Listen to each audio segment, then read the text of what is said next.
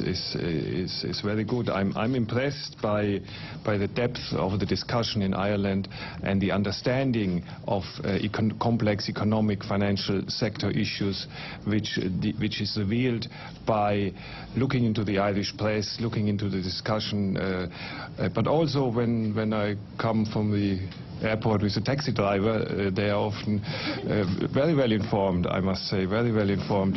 So I think that is a good sign that here we have an open discussion. It's a difficult adjustment process, but there is an open debate, and there's a debate where economic arguments play an important role, and I think that is how it should be. Klaus Mannisch, did your taxi driver tell you how the Irish people are bewildered that we are required to pay unguaranteed bondholders billions of euros for debts that the Irish people have no relation to or no bearing with, primarily to bail out or to ensure the solvency of European banks?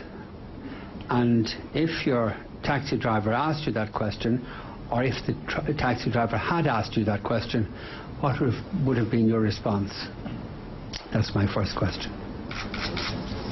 Well, can we take a couple together? Can you ask the second question? Well, my second question is a completely different issue, and okay. I may have a follow-through if Mr. Masters doesn't answer the question in a way that would illuminate the taxi driver's understanding of all this.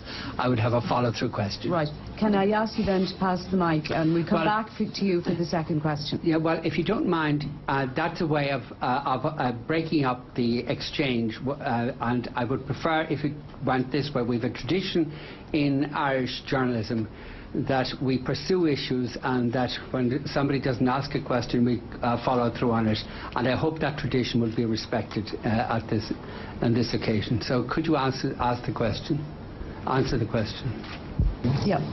Mr. Vincent, I have answered a very similar question of you. I think it was 2 reviews ago. You addressed the question. You addressed the question previously. I addressed the question. Yes. I answered it.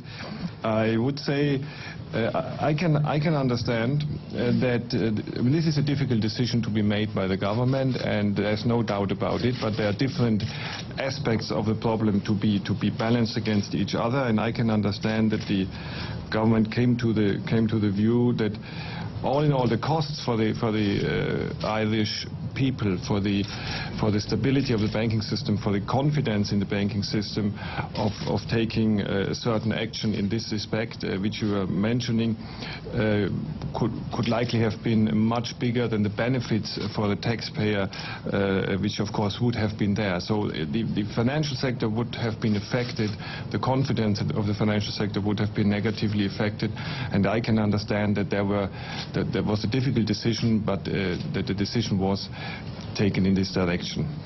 Yeah, that doesn't address the issue. We are required to pay in respect of a defunct bank. There's no bearing on the welfare of the Irish people at all. We're required to pay in respect of this defunct bank billions on unguaranteed bonds in order to ensure the health of European banks. Now, what would you explain, how would you explain that situation to the taxi driver that you talked about earlier? I think I have addressed the question. No, you haven't addressed the question, because you've referred to the viability of the Irish financial institutions. This financial institution I'm talking about is defunct. It's over, it's finished. Now, why are the Irish people required, under threat from the ECB, why are the Irish people required to pay billions to unguaranteed bondholders under threat to the ECB? You didn't answer the question the last time, so maybe you'd answer it this time. Well, I think he doesn't have anything to add to what he's already said. Sorry, just a minute. This isn't good. This isn't good enough. Sorry, this isn't good enough. You people are intervening in this society, causing huge damage by requiring us to make payments not for the benefit of anybody in Ireland, but for the benefit of European financial institutions. Now, could you explain why the Irish people are inflicted with this burden? Well, I think I have addressed the question. You have nothing to say. There's no answer. Is that right? Is that it? No answer? I have given an answer. He's given an answer. You have given an answer that doesn't address the question. That's your view. That is my view, and I think it would be Yeah. the view of the taxi driver and the view of our viewers tonight. Right. Can we please move on?